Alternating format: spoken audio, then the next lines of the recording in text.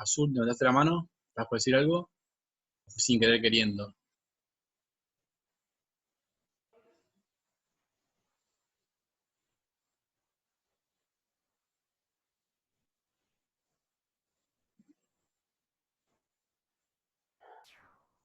Sí. ¿Vamos a decir algo? Perdón. Y que ahí levantó la mano. Azul, ¿levantaste la mano? ¿O te confundiste nomás? Fue sin querer. Ah, bueno, perfecto, perfecto. Bueno, entonces la temperatura, si bien es algo que nosotros no controlamos como profesionales de la salud, bueno, ahora obviamente que urge es tener un control de la temperatura. Tenemos que tener en cuenta que una temperatura normal, ¿sí? Entre 36 y 37 grados es básicamente lo normal, lo adecuado, ¿sí? Que va a variar mucho la temperatura de un lugar que se mida a otro, ¿sí? Hay determinados tipos de medidas, ¿sí? Que van a hacer que de alguna forma u otra varíe. Es importante mantener la temperatura corporal, porque la temperatura corporal lo que va a hacer es permitir que se produzcan diferentes tipos de reacciones químicas, y de lo contrario, si no se mantiene la temperatura o de alguna manera la temperatura no se encuentra dentro de sus rangos normales, eso puede afectar claramente el funcionamiento enzimático, alterando obviamente el metabolismo celular e inclusive desnaturalizando las proteínas. Entonces, por eso es fundamental hoy por hoy tener el control de la temperatura, ¿sí? Diríamos, hay determinados tipos de valores, ¿sí? En el cual la temperatura adecuada en el cual se puede el cuerpo de una forma regular sus funciones oscila, ¿sí? Entre 36 y 37 grados, ¿sí? Entonces, de ahí su importancia. Justamente ahora, o como nos pasó a todos alguna vez en un proceso gripal o en un proceso infeccioso, hemos hecho fiebre, ¿sí? Hemos elevado la temperatura. Esa temperatura está elevada obviamente por factores celulares, pirógenos, que son una sustancia que se liberan a partir de células de la defensa del cuerpo humano, y eso determina un incremento, ¿sí? Para favorecer el metabolismo, de captar, digamos, a los microorganismos que nos están produciendo una infección. Pero obviamente que también nos perjudica a nosotros, ¿sí? Ya que nos hace gastar un balance energético importante, y eso hace que nosotros nos sintamos decaídos, ¿sí?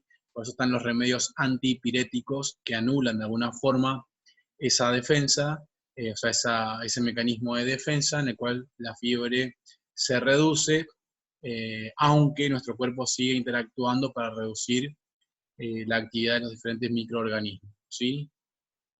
Muy bien. Entonces fíjense que tenemos temperatura cuando se toma a nivel bucal, 37 grados, ¿sí? A nivel axilar un poquito más baja, a nivel vaginal es de 37,5 grados, y se indica o se dice que la temperatura fehaciente, es decir, la temperatura real, ¿sí? Es la que se debe evaluar siempre en la región rectal o vaginal. Es la verdadera temperatura la que realmente nos indica el verdadero valor de nuestra temperatura. El resto de las temperaturas, ¿sí? Claramente que hay una variación de 5 grados o de 1 grado, como puede ser, fíjense, a nivel inguinal o axilar, con respecto a la bucal o rectal. Pero bueno, justamente ahora, no sé, en sus respectivos lugares de residencia, hay bastante control de la temperatura por el tema del coronavirus, ¿sí? Entonces, bueno, justamente lo que estamos evaluando es si el proceso infeccioso por medio del virus, ¿sí? Se puede identificar, en este caso, con la temperatura, aparte de acompañarse con otros prodromos como la tos, la disnea y demás. Bueno, entonces hablamos de fiebre, ¿sí? Cuando hay una temperatura, fíjense que pasando los 38 grados, ¿sí? Cuando pasa por encima de 37,5, estamos hablando de una parte, una primera parte de la fiebre, que sería la febrícula, ¿sí? Hay otros elementos, o sea, la febrícula sería menor de 38, y a partir de 38 ya estaríamos en presencia de fiebre, ¿sí? Insisto, yo creo que recién ahora con este tema del coronavirus como pandemia, cuando nos empecemos a reintegrar en la vida cotidiana, va a haber mayores controles de la temperatura claramente para poder identificar, entre otras medidas, ¿sí?, la presencia o ausencia de esta variable que integra justamente el coronavirus.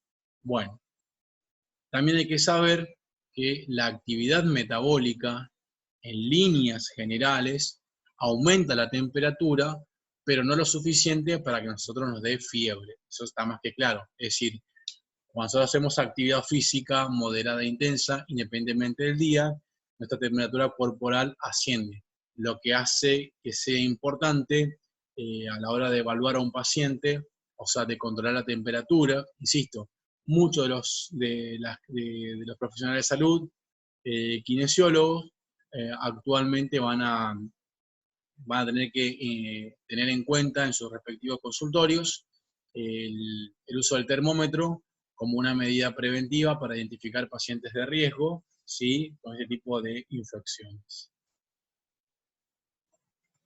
Bueno, entre otras cosas, y para ir finalizando, tenemos la frecuencia respiratoria, ¿sí? Sabemos que la frecuencia respiratoria es la cantidad de aire que nosotros hacemos entrar y sacamos mediante la ventilación. Recuerden esta palabra, ventilar. Ventilación, la ventilación tiene dos etapas, ¿sí?, o si se quiere tres. La etapa inspiratoria, una apnea, y una etapa expiratoria. Entonces la frecuencia respiratoria lo que mide es la ventilación, ¿sí?, la ventilación que se denomina ventilación minuto. La frecuencia respiratoria mide la ventilación minuto. ¿Qué es la ventilación o qué es la ventilación minuto? La cantidad de inspiraciones y expiraciones que nosotros hacemos en un minuto. Claramente, los valores normales oscilan entre 16 a 18 como término medio, ¿sí? Es normal tener 16 respiraciones o tener 18. Algunos pueden tener menos, en un rango un poquito más amplio, de 12 a 20, pero ¿sí?, diríamos que la respiración está centrada entre 16 y 18 respiraciones, ¿sí? Si tenemos por debajo de 12 respiraciones, estamos en una bradipnea, y si tenemos por encima de 20 a 22 respiraciones, estamos en una presencia de taquipnea. Son, de alguna forma, variaciones, ¿sí?, anormales de la frecuencia respiratoria. La frecuencia respiratoria guarda una gran relación con el metabolismo. Entonces, todo aquello que incremente el metabolismo también me va a generar un incremento de la frecuencia respiratoria, porque lo que queremos hacer con ese incremento de la frecuencia respiratoria, de alguna manera, es poder eliminar, ¿sí?, el contenido gaseoso, sobre todo de dióxido de carbono, en sangre. Sí, hay personas que dicen que levantaron las manos, no sé si se confundieron.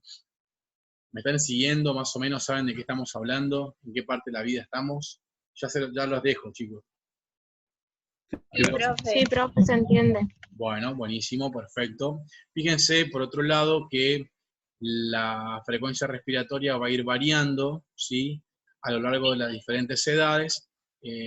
También eso es importante porque claramente que si yo evalúo a un chico recién nacido va a tener mayor respiraciones, ¿sí?, con respecto a un paciente adulto o adulto joven. Eso es un punto a tener en cuenta. Luego después tenemos, de alguna forma, diferentes tipos de respiraciones. Costal superior, ¿sí? En el caso tanto de los hombres, en el caso de las mujeres es una respiración, perdón, en el caso de los hombres es una respiración más costo-abdominal, en el caso de las mujeres es una respiración costal superior, y en el caso de los niños es una respiración más abdominal. ¿Qué significa que sea costal superior, costo-abdominal o que sea abdominal? Que a la hora de poder visualizar, nosotros miramos a una persona que vamos a evaluar su frecuencia respiratoria, ¿sí? Tenemos que, primero que nada, cuando se evalúa la frecuencia respiratoria, tratar de evitar que las personas se den cuenta que estamos evaluando, ¿sí? Claramente se le puede también comentar que se está evaluando la frecuencia respiratoria, pero también es cierto que ante la observación, los patrones de frecuencia respiratoria pueden cambiar, es decir, o pueden disminuir o pueden aumentar. secundario a la forma en que cada persona responda a una atención, ¿sí? Entonces, cuando nosotros entramos al consultorio, o cuando un paciente entra al consultorio, hay que ir de alguna forma viendo, en el caso de la mujer, la parte costal superior, costal abdominal en los hombres, ¿sí? Cuántas veces, de alguna forma, se produce apertura y cierre, ¿sí? De todo lo que tiene que ver la caja torácica. Entonces, la frecuencia respiratoria, ustedes recuerden, va a evaluar la ventilación, es decir, la inspiración-expiración por minuto. Bueno, peso y talla, si bien no es algo totalmente nuestro, lo compartimos con los endocrinólogos, lo compartimos con los cardiólogos, lo compartimos con los nutricionistas, y es importante comprender la importancia, ¿sí?, de la talla y el peso desde un enfoque kinésico, es decir, de un enfoque laboral, de un enfoque traumatológico, de un enfoque deportivo, ya que esto me va a determinar que hay pacientes que de alguna manera están con sobrepeso o con obesidad, y eso me genera una recarga a nivel articular, a nivel de las palancas musculares, y eso me puede conducir claramente a ciertos grados de lesión, ¿sí? Por lo tanto, nosotros no tenemos el cálculo del IMC, que sería peso, ¿sí?, sobre talla al cuadrado, la altura en centímetro, la talla o altura en centímetro. La idea sería, de alguna forma, que todos nuestros pacientes siempre tengan esta medición, ¿sí?, porque posiblemente hay muchos factores asociados a lesiones que guardan con una inadecuada técnica, ¿sí?, un peso inadecuado, y eso se correlaciona mucho con lo que tiene que ver la talla y el peso. Eso ustedes después en deportología van a estudiar ciertas características o cualidades físicas, ¿sí?, que están asociadas con un desenvolvimiento deportivo adecuado. Y van a ver que el peso y la talla, y acá voy a hacer un paréntesis con respecto al peso. Para la gente que es deportista, o para la gente que conoce deportista, para cada deporte, ¿sí?, y dentro de cada deporte, para cada posición, hay un peso óptimo, ¿sí?, que nada tiene que ver con el peso teórico. ¿Cuál es el peso teórico? El peso teórico serían los centímetros que sobran al metro de la talla. Por ejemplo, las personas que miden 1,70, ¿sí?, deberían pesar 70, ¿sí? Las personas que miden 1,80 deberían pesar 80. Eso se denomina peso teórico. Pero el peso teórico en condiciones normales no se da. Lo que hay que ver lo que hay que indagar es el peso óptimo. ¿Cuál es el peso óptimo? Aquel que permite una adecuada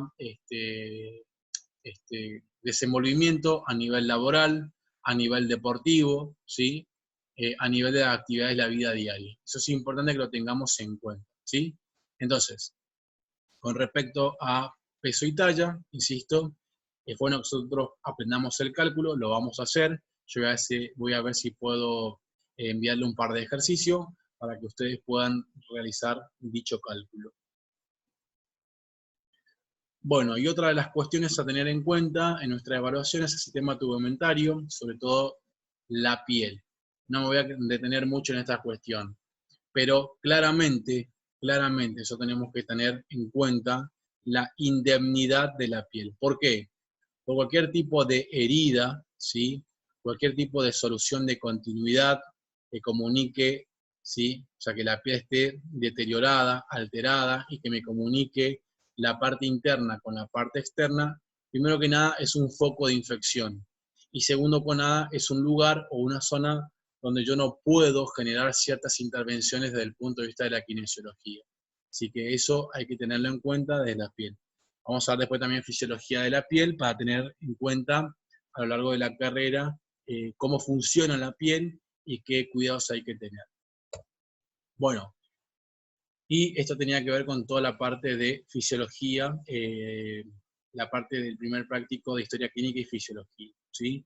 Quizás por ahí, si nosotros lo damos en clases presenciales, ¿sí?, automáticamente quizás lo hacemos en un solo práctico, pero acá se nos hizo un poquitito más largo, prácticamente 3 o 4 clases. Bueno, gente, yo se lo dejo para que ustedes tengan su tiempo con el licenciado Saracho. Si tienen algún par de preguntas que hacerme, me lo dejan anotado en el muro del Face o me escriben al correo institucional, como sea. y recuerden que posiblemente la semana que viene trabajemos por la mañana, ¿sí? Así que bueno, nada, les mando un abrazo, ¿sí?